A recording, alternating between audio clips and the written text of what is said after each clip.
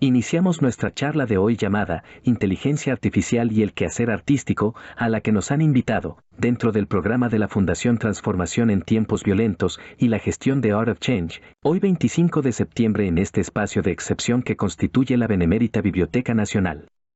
Con la disertación Inferencias Artificiales y el corazón y el cerebro de la persona artista. Basado en su investigación plasmada en el libro Infoxicación, Antídotos y Paliativos, del ponente y autor Emmanuel Calvo Canosa. Esta es una oportunidad única para obtener un mapa claro y práctico para navegar la nueva realidad cognitiva y artística. ¿Esto es arte? ¿Qué le falta, o qué le sobra, para hacerlo? La respuesta no está en el fenómeno, sino en nuestro cerebro y en el proceso que la originó. En el complejo juego de intenciones del autor, la obra y el receptor, en el campo convencional de lo creado, propuesto y experimentado como, y con una expectativa estética. Hoy no hablaremos de software, sino del alma del artista. Nuestra exploración será desde la neuroestética, como el cerebro del creador genera significado a partir de la experiencia encarnada. Desde ahí, analizaremos el desafío más grande para el arte desde la invención de la fotografía, las inferencias artificiales. Discurriremos por un mapa de 5 ejes como las 5 fases de un manifiesto artístico-filosófico. Eje 1. El cerebro del artista, la esencia neuroestética de la creación. Damas y caballeros, antes de hablar de la máquina, debemos hablar de la magia. Antes de explorar la inferencia artificial, debemos sumergirnos en la maravilla de la intención orgánica.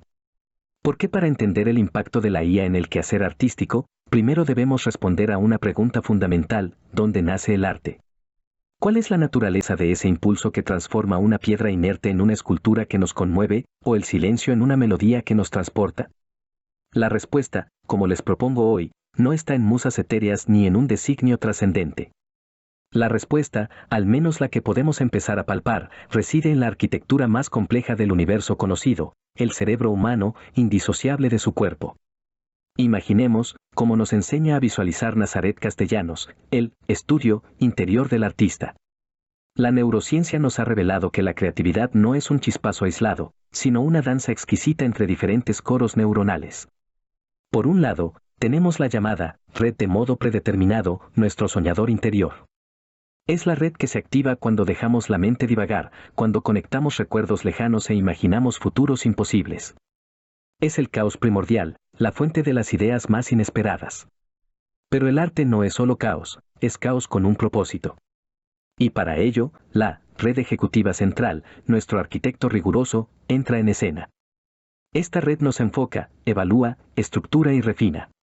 El arte nace precisamente en el diálogo tenso y vibrante entre estas dos redes, entre la libertad del sueño y la disciplina de la forma. Sin embargo, este diálogo neuronal sería estéril si no tuviera una materia prima sobre la cual operar. Y aquí, llegamos al núcleo de la neuroestética, al punto que separa radicalmente la creación humana de la producción maquínica. El arte, el verdadero arte sustantivo, es una verdad encarnada. Es una verdad encarnada. No es un concepto abstracto. Hablo de la propiocepción, ese sentido íntimo que nos informa de la posición de nuestro cuerpo en el espacio. Hablo de la interocepción, la percepción de nuestros estados internos, el latido del corazón, la respiración, el nudo en el estómago. El escultor no solo ve la piedra, siente la vibración del cincel en sus huesos. El poeta no busca una palabra en un diccionario, la encuentra en la opresión que siente en el pecho. Esta es la experiencia encarnada, el torrente de datos sensoriales, biológicos y emocionales que constituye el vocabulario único de cada artista. Es el material crudo que el cerebro moldea para darle una forma que otros puedan, a su vez, sentir. Y esto nos lleva al tercer y último pilar de la creación orgánica, el origen de la intención, según Humberto Eco. El arte humano no nace de una instrucción, de un prompt. Nace de una necesidad, de un impulso subjetivo e irrefrenable por expresar una verdad personal. Es la manifestación de una conciencia que ha experimentado el mundo, que ha sentido alegría, dolor o asombro, y que busca desesperadamente darle un orden, un significado, una forma comunicable a ese caos interior. La intención artística es el ¿por qué?, que precede al ¿qué?, es el alma que anima la técnica.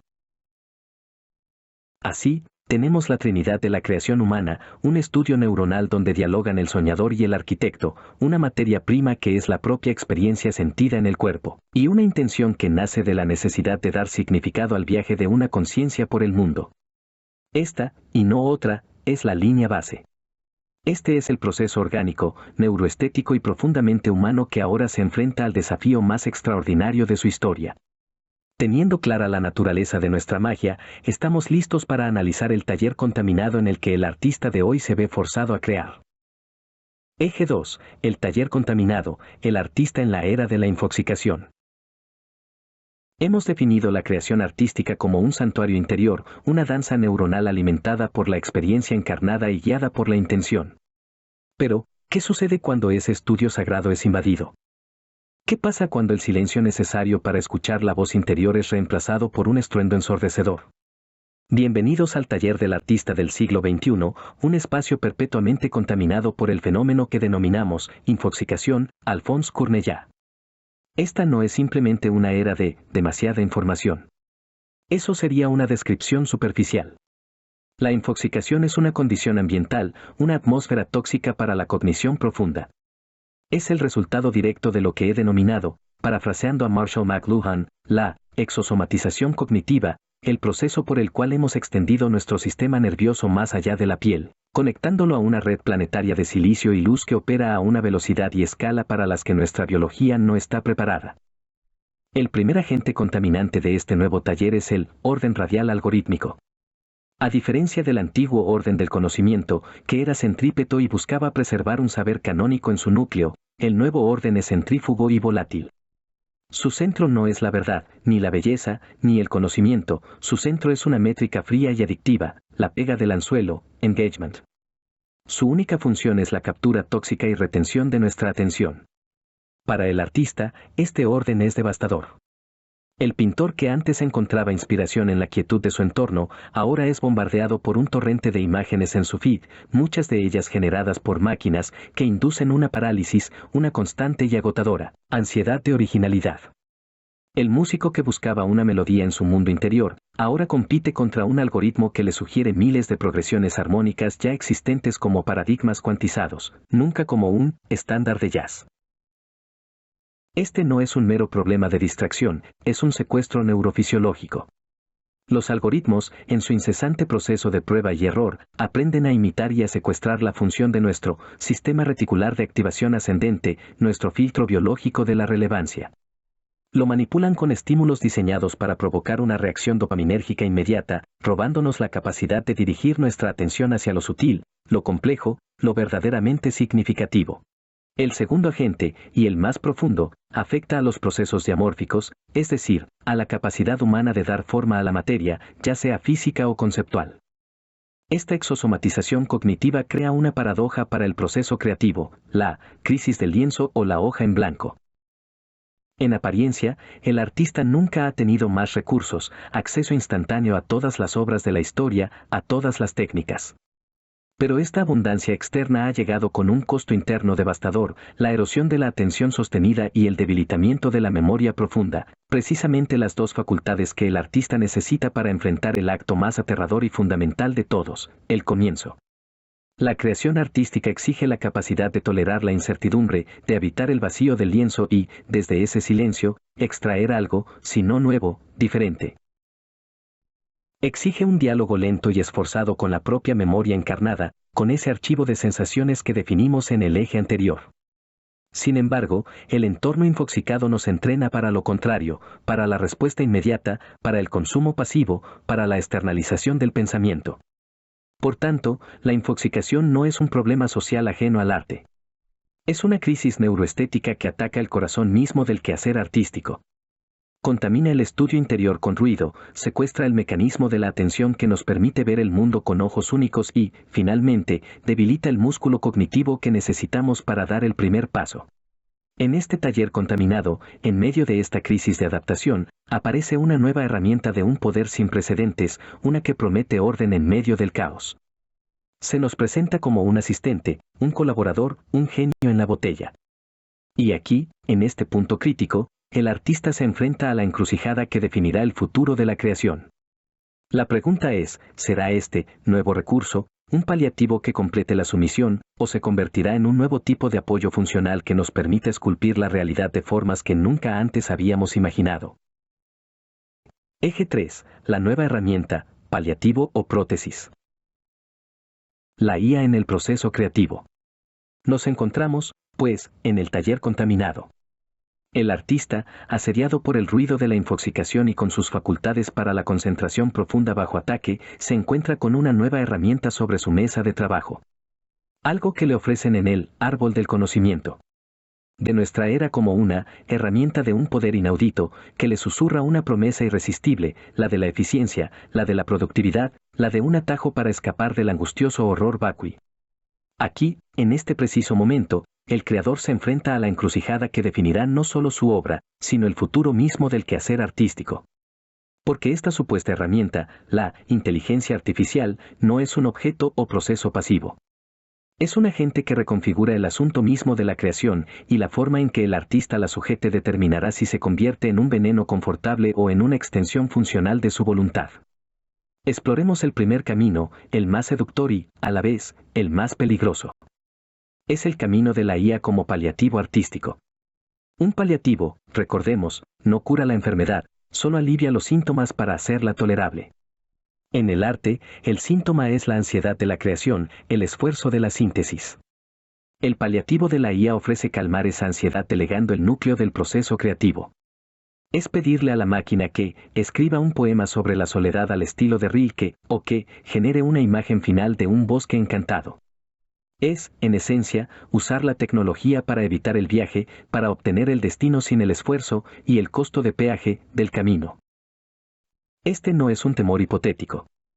Investigadores como Cheng y sus colaboradores ya han puesto nombre a esta trampa en el ámbito de la literatura científica en lo académico, calificando esta delegación total como un uso éticamente sospechoso, que nos priva del compromiso profundo. Y yendo más allá, el estudio del Meet Your Brain on ChatGPT, aunque sea, como hemos analizado, epistemológicamente cuestionable, nos ofrece la primera y escalofriante radiografía del cerebro del artista paliado. Esa menor conectividad neuronal que observaron no es necesariamente un daño, sino la firma inequívoca de un cerebro en modo de ahorro de energía, un cerebro que, al haber externalizado el arduo trabajo de ideación y estructuración, simplemente no necesita activar sus redes de largo alcance. La dramática falta de memoria de los participantes para recordar sus propios textos es el indicio conductual definitivo, la obra nunca fue forjada en el fuego de su memoria encarnada. Simplemente fue gestionada, editada, ponchada. El resultado es una obra técnicamente competente, pero inevitablemente, sin alma, porque carece de la impronta irrepetible de la memoria personal y del juicio subjetivo y palpitante. Pero existe otro camino. Un camino más arduo, más exigente, pero infinitamente más gratificante y poderoso. Es el camino de la IA como prótesis artística. Una prótesis no reemplaza la función, la aumenta, la refina, la extiende. El artista que elige esta vía no le pide a la IA que cree por él, la utiliza como un adminículo de una finura inconcebible para potenciar su propia intención. ¿Cómo se ve esto en la práctica? Es el músico que, habiendo ya compuesto una melodía nacida de su propia sensibilidad, le pide a la IA que genere variaciones armónicas para explorar posibilidades que él no había concebido, reservándose siempre el acto final de curar, combinar y decidir. Es el pintor que utiliza a la IA no para que le entregue una obra terminada, sino para generar bocetos compositivos o explorar paletas de colores complejas, usando esos resultados como un simple punto de partida para su propio trazo manual. Es el escritor que, en lugar de pedir un borrador, le entrega su propio texto a una IA, quizás, como recomendamos en nuestro programa de aprendizaje colaborativo, un modelo RAG que contenga el corpus de la crítica del juicio literario o los ensayos de Umberto Eco, con una instrucción, actúa como mi más incisivo crítico. Encuentra las debilidades en mi argumento, preséntame las objeciones más fuertes, argumenta. Permítanme ilustrar esta diferencia con un ejemplo. El artista paliado dice, dame un bosque surrealista. El artista aumentado, toma una fotografía de un árbol que le conmovió y le dice al modelo de IA, analiza la estructura de este árbol y la luz de esta tarde, en esta imagen. Ahora, sugiéreme 5 bocetos conceptuales en texto sobre cómo reinterpretar la emoción de la soledad que transmite esta imagen usando los principios del expresionismo alemán. No quiero la imagen, quiero las ideas, me encargaré de buscar en las fuentes que me des y estudiarlas. El primer enfoque externaliza la creación. El segundo la intensifica. Usa el sistema sintético de simulación para liberarse de las tareas repetitivas y poder así concentrar toda su energía cognitiva en las funciones que son, y siempre serán, irreductiblemente humanas, la intención, la visión, la emoción y, sobre todo, el juicio estético. El recurso, por tanto, es el mismo, o aparentemente indistinguible. Lo que cambia es la soberanía del artista. En un camino, se convierte en un mero supervisor de contenidos, un curador de lo predecible. En el otro, se transforma en un verdadero director de orquesta, usando la potencia de la IA como un nuevo y extraordinario instrumento bajo su batuta. La elección entre el paliativo y el cincel, la prótesis funcional, entre la sumisión y la soberanía, es la que nos obliga a definir qué es, en última instancia, el acto de crear. Eje 4. La soberanía estética, el juicio del artista como acto de resistencia. Hemos llegado al corazón de la encrucijada. Hemos visto cómo la misma herramienta puede llevar a la atrofia o a la amplificación. Y ahora, debemos preguntarnos, ¿cuál es el fulcro, el punto de apoyo sobre el que pivota esta elección? ¿Cuál es la facultad humana que, en la era de la generación infinita, se convierte no solo en el recurso más valioso, sino en un verdadero acto de resistencia? Esa facultad es la soberanía estética o cognitiva. Es el juicio deliberado, encarnado y subjetivo de la persona y agente artista. En un mundo inundado de contenido generado por máquinas capaces de imitar cualquier estilo y combinar cualquier concepto, el valor ya no reside en la capacidad de producir. La producción se ha vuelto trivial, una commodity. El valor, el nuevo oro de la era digital, reside en la capacidad de decidir. De elegir. De discernir. De imponer un criterio. En resumen, de juzgar. De establecer qué son los objetos artísticos con una naturaleza y fin adjetivo, y saber que es una obra sustantiva, trascendente, en todas sus dimensiones ontológicas, neuroestéticas y sociales. Aquí es donde debemos introducir el concepto clave, el ajuste estético experto humano. Una, llamada con propiedad, inferencia artificial, por más sofisticada que sea, es una máquina de correlación estadística. No crea, infiere. No siente, calcula. Carece de la cualidad más fundamental para arte, la intención. Es incapaz de crear sentido porque no tiene una conciencia que lo experimente. Es la persona actualizadora de las tecnologías del arte, con su historia, sus cicatrices, su percepción única del mundo, quien proporciona el aliento de vida en la máquina. Es esa intención, ese juicio soberano, lo que convierte una producción técnica en una obra de arte significativa. Externalizar nuestro juicio, nuestro sentido de la proporción, de la pertinencia y de la belleza, ese es el verdadero peligro. Es la diferencia entre usar un mapa para navegar, o dejar que el mapa decida nuestro destino. Esta soberanía del juicio no es un mero acto intelectual, es la expresión máxima de aquello que hemos definido como el arte como síntesis suprema. En un universo que tiende a la entropía, al caos informativo, el artista se erige como una fuerza contraria. Se enfrenta al desorden, ya sea el de sus propias emociones, el del mundo caótico o, ahora, el de las infinitas opciones que le presenta la IA, y, a través de su dominio técnico y su visión, le impone un orden, una forma, un significado. El lienzo en blanco, la piedra sin tallar, el silencio o el torrente de datos de una IA son, todos ellos, el caos primordial sobre el cual el artista realiza un acto de creación que es, en su esencia, un acto de síntesis. Selecciona, jerarquiza, conecta y estructura, dando a luz una obra que es un microcosmos coherente, un fragmento de realidad transfigurado en una verdad expresada de forma e intención estéticas. Por tanto, el artista que dialoga con la IA desde una posición de soberanía está luchando la misma batalla que el que hemos denominado enciclopedista digital, pero con un lenguaje que trasciende la lógica, deductiva e inferencial, para abarcar lo simbólico y lo afectivo por la vía de la abducción. Su obra no nos ofrece una proposición, sino una experiencia encarnada de verdades, seducciones de una obra abierta, en el sentido de Umberto Eco, para una dinámica de complicidad de intenciones e interpretación, entre el autor, la obra y el espectador. Y este acto deliberado de juicio estético tiene una consecuencia neurofisiológica directa y poderosa. En un entorno digital que nos entrena para la reacción superficial y la gratificación instantánea, el acto de contemplar y juzgar el arte, sea propio o ajeno, nos obliga a un modo de atención completamente opuesto. Exige una inmersión lenta, sostenida y profunda. Es el ejercicio que rehabilita nuestro sistema reticular de activación ascendente, desintoxicándolo de su secuestro algorítmico. Cada vez que un artista decide que este trazo es correcto, o esta nota es la que expresa la emoción precisa, está realizando un acto de soberanía atencional. Está, literalmente, reentrenando su cerebro para encontrar valor en la profundidad y no en la falaz novedad. Por eso, el juicio del artista en la era de la IA se convierte en un acto de resistencia. Es la afirmación de que, aunque una máquina pueda generar imágenes, solo un humano puede crear una visión. Aunque una máquina pueda componer sonidos, solo un humano puede alumbrar los silencios que apuntalan la armonía en la música. Es la defensa de la conciencia crítica y la deliberación ética como el centro irreductible de la experiencia humana y, por supuesto, de cada forma de arte. Eje 5. Forjando al artista aumentado, el futuro del quehacer creativo. Hemos recorrido un camino desde la esencia neuroestética de la creación hasta la encrucijada crítica que nos plantea la mal llamada inteligencia artificial.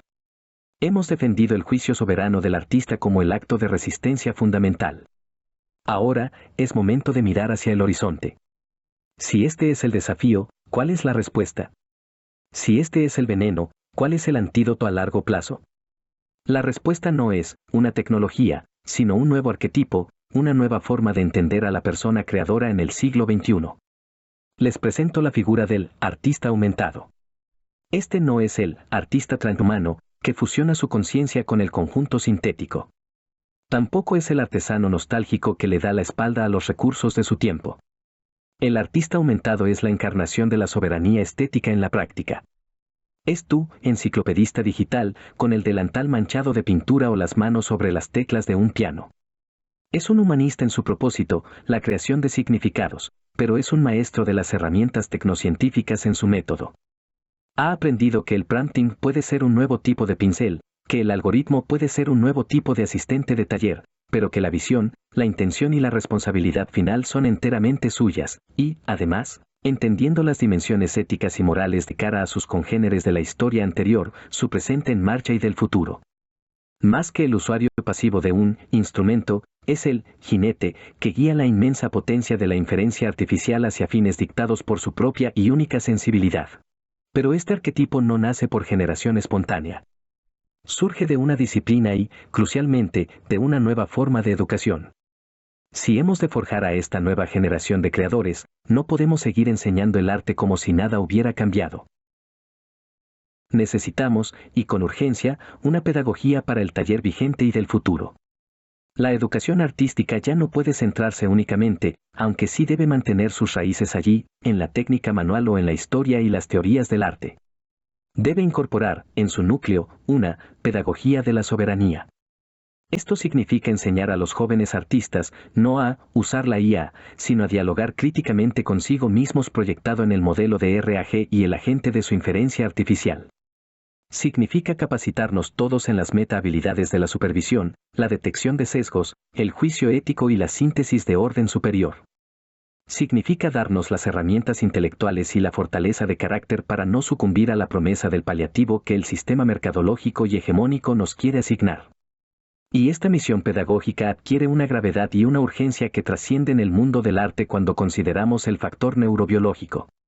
Debemos asumir nuestra responsabilidad neuroética en la creación y el universo antrópico. Como una metáfora coyuntural y un sentido literal, el cerebro adolescente no es un cerebro adulto en miniatura. Está en una fase crítica de desarrollo conocida como poda sináptica, un proceso de optimización donde las conexiones neuronales menos utilizadas se eliminan para fortalecer las que sí se usan. El entorno y la experiencia esculpen, literalmente, la arquitectura final del cerebro. En este contexto, permitir que un joven creador utilice la IA de forma pasiva y como un mero sustituto del esfuerzo, es enviarle una señal biológica inequívoca a su cerebro en desarrollo. Las redes neuronales responsables del pensamiento profundo, de la estructuración compleja y de la síntesis original son no esenciales. Teóricamente, el uso paliativo de la IA durante esta ventana crítica podría interferir con la maduración saludable de la corteza prefrontal, resultando no en una deuda cognitiva, temporal, sino en un déficit estructural y persistente y degenerador del desarrollo cultural.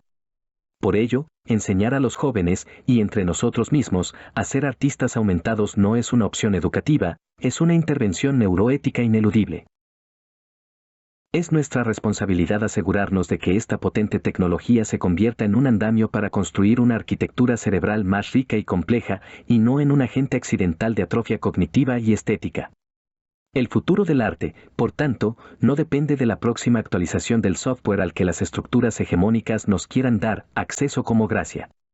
Depende de nuestra capacidad para cultivar una nueva estirpe de creadores soberanos, críticos y profundamente humanos, capaces de empuñar las herramientas más poderosas de la historia sin perder nunca de vista que la verdadera obra de arte es, y siempre será, el reflejo de una conciencia que se atrevió a mirar el caos y a darle un nombre, para transformarlo en un universo habitable en dignidad. Bloque final, conclusión y cierre. Colegas, de esta manera, hemos emprendido un viaje. Un viaje que nos ha llevado desde la intimidad neuronal del estudio de un artista hasta las vastas y turbulentas redes de nuestra cognición extendida.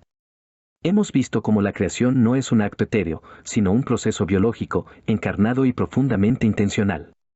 Y hemos visto cómo este proceso se encuentra hoy en el epicentro de una crisis y, a la vez, de una oportunidad sin precedentes. Modelos ideológicos surgidos de la decadencia de los imperios depredadores de Occidente que, como reacción penitente, propusieron la muerte del arte y la muerte del autor, son los peligrosos balcones desde donde la futilidad y la comercialización del kitsch pretenden hacer mercados de economía naranja consolidados para esclavos infoxicados.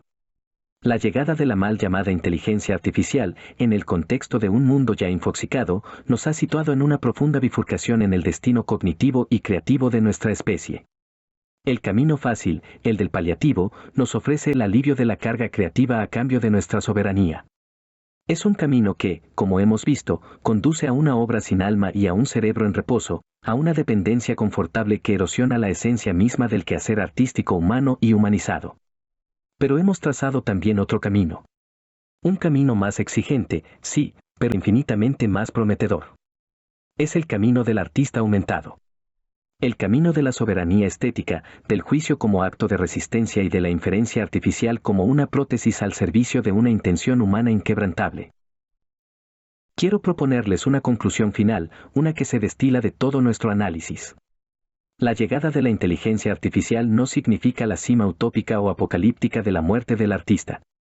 Significa, más bien, la muerte del artista indolente. El futuro no pertenece a quienes deleguen su creatividad, sino a aquellos que aprendan a, y nunca mejor dicho, domesticarla. El futuro pertenece a esa nueva aristocracia de la competencia, del saber hacer y ser, que hemos mencionado. No una aristocracia de sangre, de tierras o de riquezas, sino una de disciplina, de síntesis y de soberanía mental. Que, como los humanistas del Renacimiento, busca una excelencia que no se hereda ni se compra, sino que se conquista a través del esfuerzo del autocultivo y a la que, en principio, cualquiera de nosotros debe y puede aspirar. La tecnología, en última instancia, no posee un destino inherente. Es un espejo de nuestras intenciones. Somos nosotros, los agentes humanos, con nuestra capacidad para la autoconciencia y la voluntad, quienes decidimos si los instrumentales que creamos se convertirán en jaulas que atrofien nuestro espíritu o en alas que lo eleven a mayores cimas. El futuro del arte, y quizás de lo que nos es esencialmente humano, dependerá de nuestra respuesta a esta elección. Dependerá de nuestra valentía para forjar artistas que entiendan que, aunque la tecnología pueda gestionar el ruido, solo el corazón humano puede crear la música.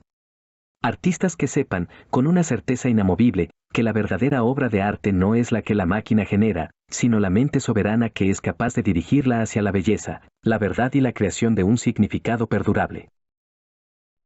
Muchas gracias.